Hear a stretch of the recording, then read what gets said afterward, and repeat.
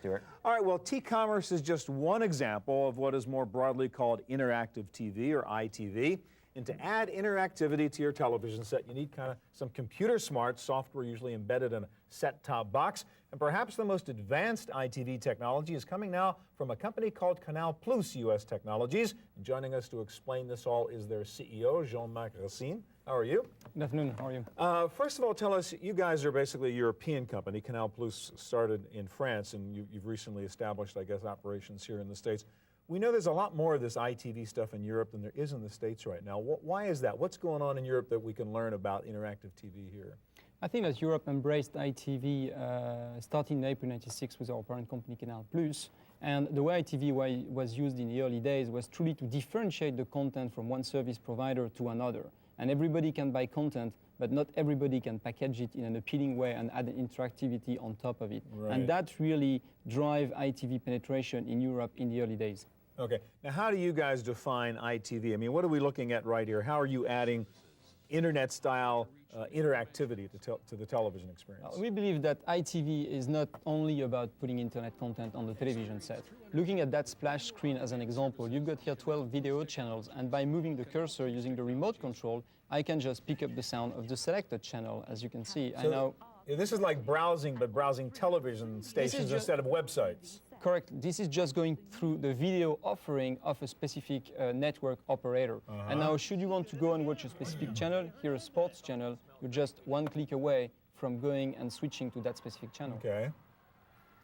Showing here is actually an interesting version of a soccer game where on the bottom left you can see an icon saying that that specific broadcast is interactive. Okay. One click away again, and I can, for example, look at some player information of that specific game.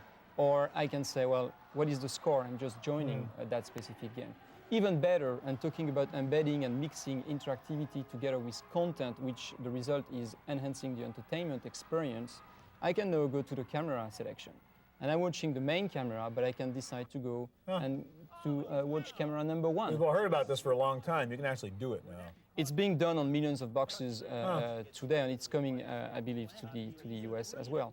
Another application is really quite often sports broadcasting are showed multiple games at the same time on the same evening. Right. And you're watching so several games are on at the same time. You can only watch one at a time. Correct. However, you're watching your favorite team, but you want to know what's going on in the championship. And here we've got an application that we call Zap Foot, where you're watching your favorite team, and all of a sudden you're going to have an icon here on the top right corner saying, hey, there's something happening on the other game. One click away, just press click OK on the remote control. I'm looking at the other game. I can see the action on that other game.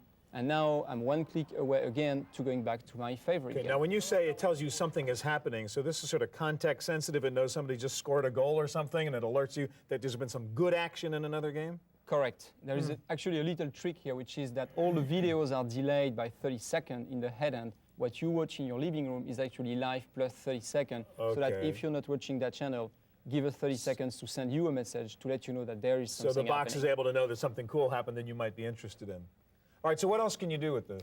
I think other interesting application, back to navigation, and that's something we've done on cable network, is video on demand. From that splash screen, again, you can get access to a video on demand offering. Traditional long-weighted application, browse the genre, go to a specific genre, browse the catalog offering, pick up a movie, buy the movie, and then get started. Right. That's something which is probably one of the killer applications coming into. Now, you also have the ability actually to buy music off here too, don't you? Correct. Another example is something we did with a music channel, where here you're watching a video clip, and you've got that icon saying, well, do you want to purchase that CD? One click away, you go to that application, you've got the video quote screen over there, and on the left-hand side are the list of the titles available on that specific CD. And again, bringing entertainment one dimension further than traditional TV, I can pick up any of these titles. For example, I go to title number 9, Paying the Cost to Be the Boss, press the OK button, and now I'm listening to that specific song. So if I'm watching, say, an MTV and I like it, I can go buy the CD right then and there. That's the next step. Once you've sampled a few songs on that specific CD, just go to the buy icon, press OK, enter your PIN code that protects your electronic wallet. You're one click away from actually buying that specific And we don't product. have time to show it all, but you also have games you can play and like discount coupons that would come out and all that kind of stuff, huh? Everything integrated on one single set-top box, which is really the trick to enable ITV on the large scale. All right, it's Canal Plus Technologies, and we'll see that, I guess, with some cable systems also. Coming very soon to the US. Thank you.